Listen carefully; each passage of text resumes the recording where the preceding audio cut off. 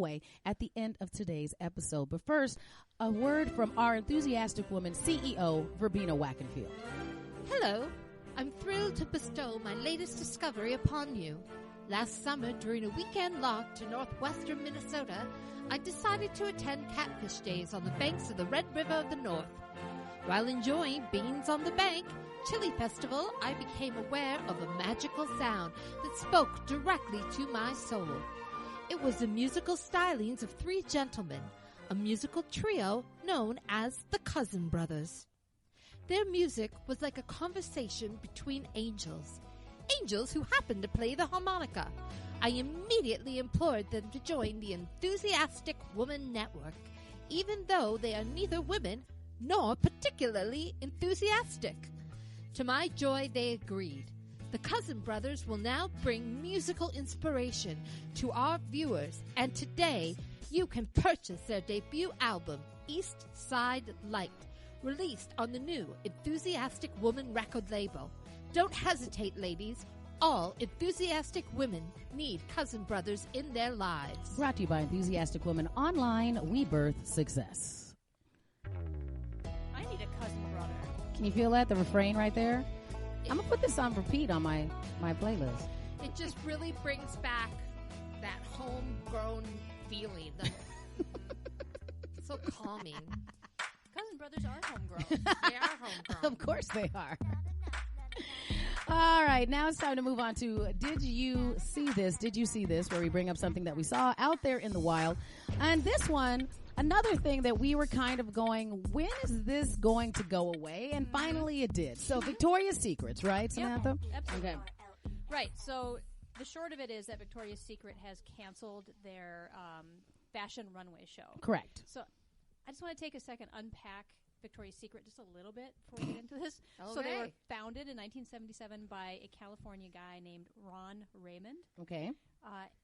And initially, Victoria's Secret, and I think probably still to today, was positioned as sort of a haven for straight white men. Mm-hmm. So Ron Raymond started Victoria's Secret after having allegedly a bad experience in the lingerie section of a department store where he was trying to buy lingerie for his wife. And he felt the offerings weren't sexy enough, and the saleswomen seemed uncomfortable with his presence. I can't imagine why.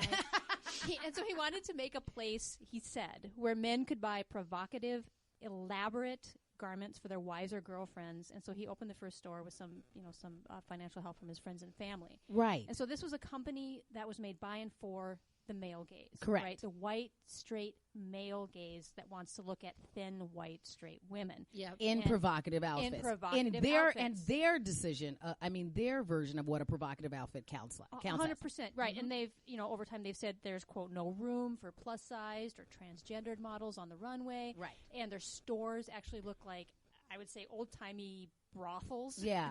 And the way that they've talked about this, that Victoria's Secrets is, quote unquote, a fantasy, is what they've said numerous times when people go, well, what about the other people that would be buying these products? And they seem to, over the last number of years, Samantha, double down on that when everybody would say, you know what, but who's actually buying this? Because when you go into those stores, you still don't see men in there buying products. I rarely would see men in there buying products for those people. And it's another one of those things where we're going, okay, that's what you thought, but that's not your target anymore, is it? Yeah. Right. Here's what I think is possibly the creepiest thing about this company is their relationship that they had with Jeffrey Epstein. Yes. Right. So the Victoria's Secret. So Ron Raymond had a relationship with Jeffrey Epstein, and he gave him control over his finances. And Epstein pretended to be a scout for the brand, so he could get access to young girls. Yeah. Wow. Yeah. It just gets creepier and creepier the deeper you go into the rabbit hole about Victoria's Secret. And the fact that they have continued to try. The closest they would spin is they acted like women want this, that women were the ones that wanted to continue to have this fantasy, and that's what we were visualizing as what the appeal would be, even though it was primarily women who were saying, no, that's why I don't shop there, or it's uncomfortable, or it's not what my priorities are. That's not my vision of sexy or appealing or the way that I do. And they would just go, nope, you're wrong. We're right. Yep. So their CEO now is this guy named Les Wexner, And he's saying that they don't think network television is the right fit for what they're trying to deliver, and that they want to do dynamic content in a new kind of event that's going to be digital. But, you know, in the past, this fashion event has been successful, but the way they portray women just isn't resonating anymore. No. Because shoppers today want inclusive sizing, comfort, and brand identities starting to get more rooted into female empowerment. Right. Mm-hmm. So digital native brands that are starting to come up, Rihanna Savage Fenty, which had an amazing fashion show. Yep.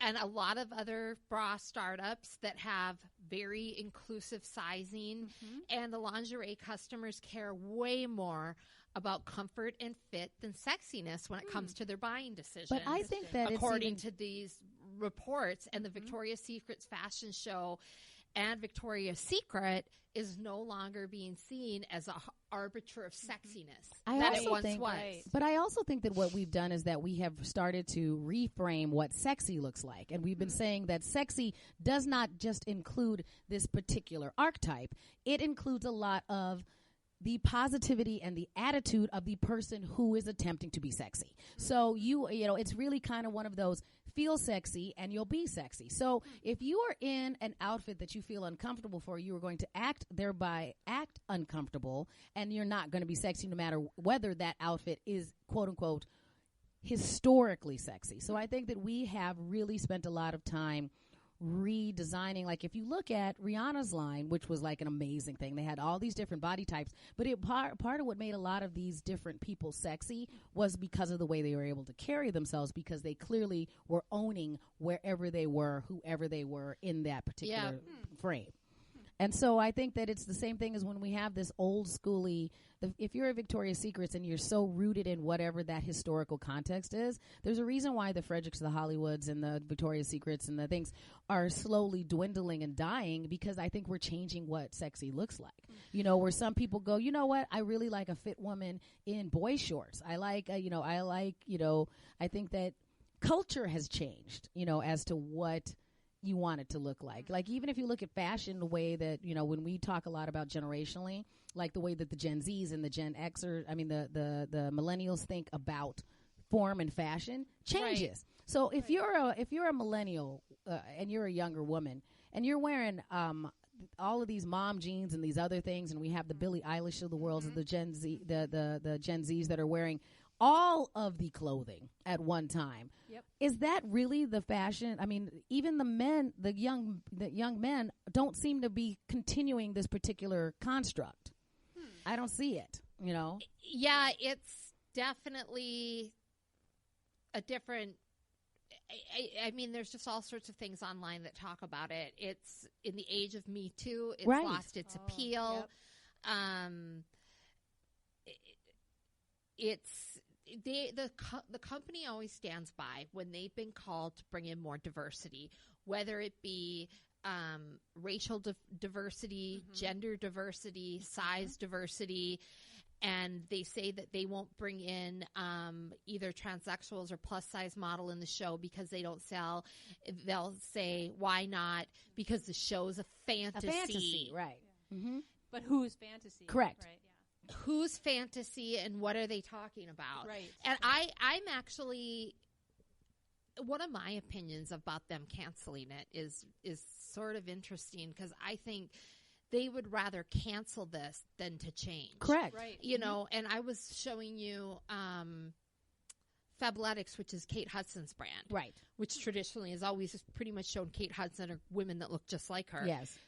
Their advertising now shows like women of like 3-4 different sizes. Right. Mm-hmm. All the different brands now show women of different sizes in their clothing because they want to be able to sell to all different people and appeal to all different people. It is really interesting that Victoria's Secrets will not show models of different sizes when every website, just about every single website, will show women in different sizes in their clothing. I don't understand it. I think it goes back to what Sam started with, is that the company, you really have to, it's good that we can now do due diligence on what the motivation of the company is. And the motivation of the company was based upon men are going to go buy this and a particular type of men. But we're not in a society anymore where I go out and buy these things for myself. I don't have a man that's going to be buying me things to dress me up in when he gets home. That's just not our constructs anymore. Well, and they don't even really have that kind of lingerie there anyways. They don't really. I mean, that's not really even what they have. They have like pretty cheap basic stuff in not that many different sizes. And their color scheme is odd. If you walk by a Victoria's Secret like in the mall, right, I've always thought, oh, Victoria's Secret is that she's colorblind. Because it's the hot pink and the... I mean, it's really appealing more than anything, I think, to really young women. I don't know. It confuses me. I wear a larger bust size. I always have. Nothing in that store has ever fit me. They don't have any specialty sizes. They don't have, and I'll tell you what, as someone, because I used to sell lingerie at Nordstrom, I know how to do fittings. None of the women in their shows would be able to wear anything Victoria's Secret has. Those all have to be custom fit because they're all petite, full busted, which means they have a very, very narrow rib cage and a large bust size.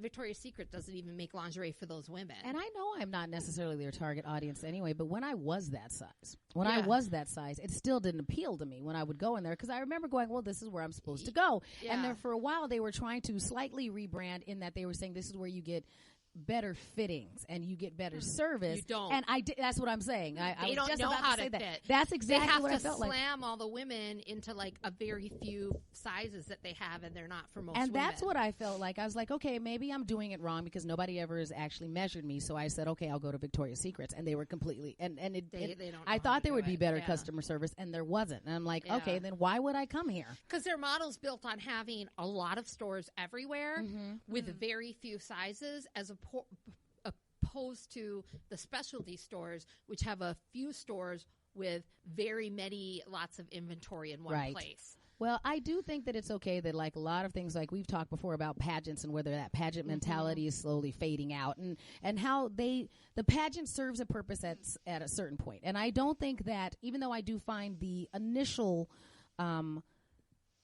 concept of Victoria's Secret to be creepy and unfulfilling, I do like that at least they were trying to help be more positive about allowing women to feel sexy in different skins. I just don't think they were the right people to bring that to fruition, because it was made for, instead of a woman going, I feel empowered by doing this, it was made so that a dude would stare at me more, and I don't need more of that. So I'm okay with male that. Gaze, 100%. Yeah, so I'm a little over it. And even if they bring it back streaming, I just kind of think there's other things that are more interesting. So I don't know if it's ever going to be as successful as it was. And that's okay.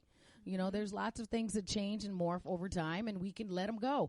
You know, Victoria's Secrets, I'll tell you, we talked about Dress Barn a few episodes ago, and I shed a tear for Dress Barn. I will not shed a tear if Victoria's Secrets goes away. They're going to have to radically change. Like Victoria's Crocs. Yeah, I mean, they're gonna have a big difference and become inclusive if they're gonna make it. And I would actually, I don't normally co-sign Crocs, but if Victoria makes some, I'll give it a shot. That's funny. All right, moving on to, does this make me old? All right, so we were talking about, I believe we're going to talk about the trend in feminism, right? And we have this right now, and how we're supposed to feel about this now. And Judy, you're going to have to bring me up to speed, because honestly, you sent me this article, and it had all the words, and I had a week. And so, can you just distill this particular article for us, please? This was actually a BuzzFeed news story, and it caught my attention. Just the title, because it resonated with me. It's called "The New Trend in Feminism is Feeling Nothing," and then the subtitle, I think, speaks to it as well, so I'll read that. She says, "I've noticed a lot of brilliant women, real and fictional, giving up on shouting and taking a darkly sarcastic approach to their grievances instead." And that Judy goes, related, that is me. That sounds like me. Now, I will say, this article is extremely long. I mean, it's a long read.